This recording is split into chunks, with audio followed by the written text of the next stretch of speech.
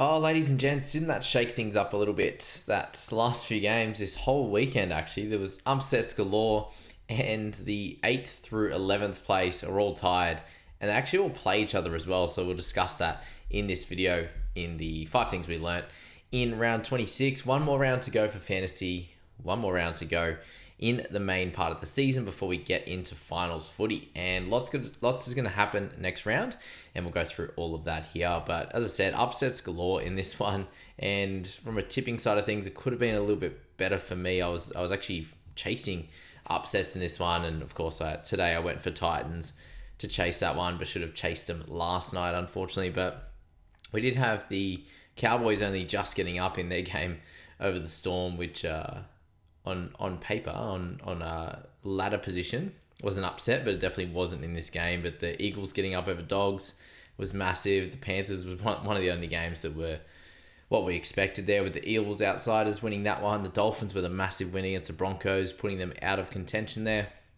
And then you've got the Warriors with that massive win last night, and then the Raiders getting up 14-12 just then over the Roosters, and it was an absolute massacre for the Roosters and their fans. Like, it's not just a loss to push them a little bit further down the bottom of the top four, but a loss with, it looks like, Sammy Walker, ACL, Gornskis, and we'll have to see on guys like Brandon Smith. It sounds like knee related with him, maybe medial, and then they've got a shoulder issue for Victor Radley as well, and then I think that they've got Suoli'i coming back next week, which would be cool. But yeah, just absolute craziness how that's worked out for a bunch of these teams, but especially the Roosters there, which was really, really rough. But as I said, they're the 8th through 11th. They're all going to play each other for a spot in the 8, which is really, really cool. So you see here, Dolphins, Knights, Dragons, and Raiders all in the same wins, which is really fun as well. Points differential is a little bit different. So Dolphins are +7, and then everyone else in the negatives, with the Knights at -48,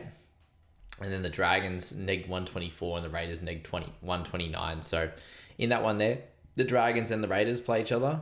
So they actually should be gone, is how it actually should work out, unless there's some ridiculous massive win. But with the Finns and the Knights playing each other, that is the spot through into that final. Now that I think about it, they are none of the bottom two in Dragons and Raiders can actually make it there unless they win like 100-0 or something stupid in that one there. So the Knights would have to win, they'd have to win by like 80 or something like that to get in. So mathematically a chance, but would have to be setting and breaking records to actually get through. So yeah, that's how that one's gonna have to play out. Knights have to win by 1, and Dragons by 80 odd. So good stuff there on that front. But yeah, it's gonna be an awesome clash, Dolphins and Knights, and just well done to the Raiders for getting up today over the Roosters, and they were very, very resilient there for sure. But we'll get into the rest shortly. Absolute crucial loss it was some crucial losses for Sharks, Roosters, and Dogs, and let's go through those implications now here. So Roosters, as I mentioned, have lost a bunch of players, which is not helpful at all to them, but they do sit in 3rd spot, and a win there would have pushed them up into 2nd spot there, with Panthers staying at 3rd.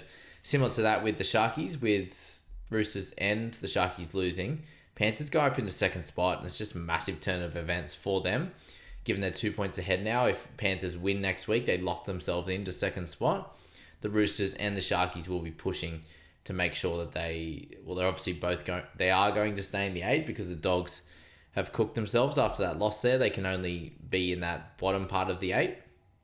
Just through their differential, it's not going to happen. So yeah, the Roosters and Sharks are basically just going to be fighting for which team they're going to play against in the finals there. So a massive effort from Panthers. Unless they lose this week, they should have a home final. And they do come up against the Titans, who a little bit injury ravaged as well, as we saw today, and got plenty of points put on them, and they have had that in recent history.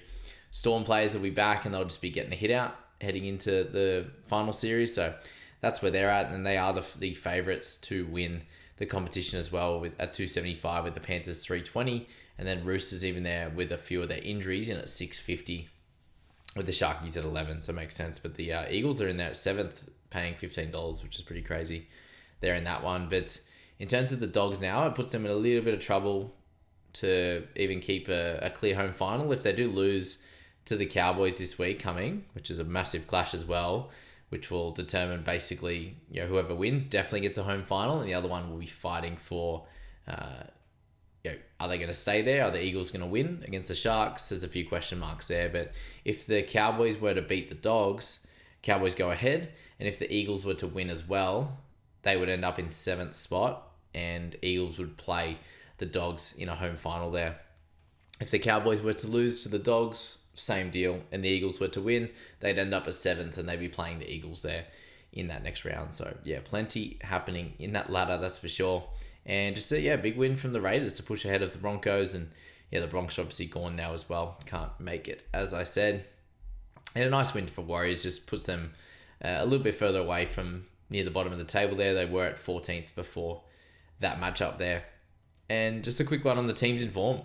Freaking Raiders, how good. They've won 2 in a row. They beat the Panthers, and then they've beat the Roosters here, 2 absolute powerhouses in our league, and they've done that without Fogarty in this game. And obviously there was plenty of injuries for the Roosters, but it was no excuse. They played incredibly well. Raiders lost Rapana. They, both teams lost players either before or during the game. So yeah, and there was a couple of sin bins with Whitehead, so they were, I can't believe he had 2 sin bins.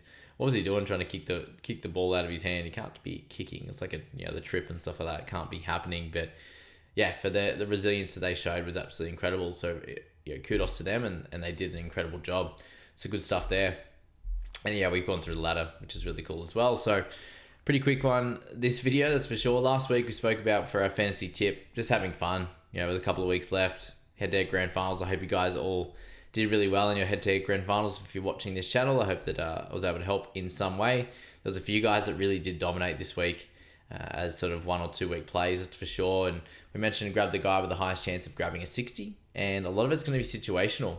So this week here, I just said to enjoy the last week of matchups there for just the NRL in general, and then obviously your fantasy, just saving face. I want to make sure that I stick in the top 1,000 now. I was hoping for top 500, but it's been pretty dire this last 3 or 4 weeks, that's for sure. But the injuries here have caused some positional openings for anyone with trades left, and yeah, we'll find them. Last week I was able to find Lucas, Wishart, and Jerome Luai, 3 guys that I mentioned as really good picks this week, and Lucas just banged out an 80.